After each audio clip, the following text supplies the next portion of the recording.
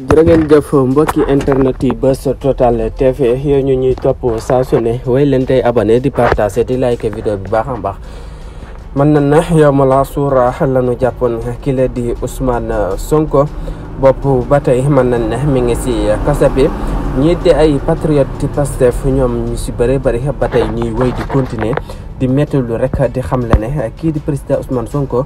daska tooñ sakaase li nga xamante ni si na moo di këram parce que jàpp loole nag ba tey mu des seen xol ñu am si aw naqaru xol bu baax a baax.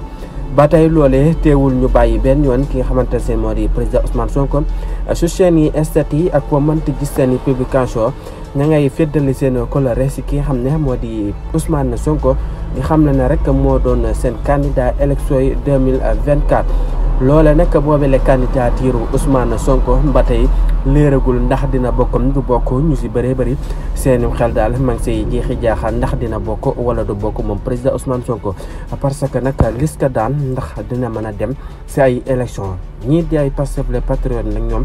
jàpp nañ ne kii di président Ousmane Sonko kenn du ko tee bokk si élection yi 2024 yi loolu nag ba tey mooy li jaaxal nit ñëpp nag naka la Macky Sall di mujjee ki xamante ne si ne moo di président Ousmane Sonko ndax dina bokk si élection yi 2024 yi wala du si bokk loolu nag dama la koy laaj si commentaire yi naka nga gisee actuellement ni jamono yi situation politique bi ni dund actuellement ni si Sénégal.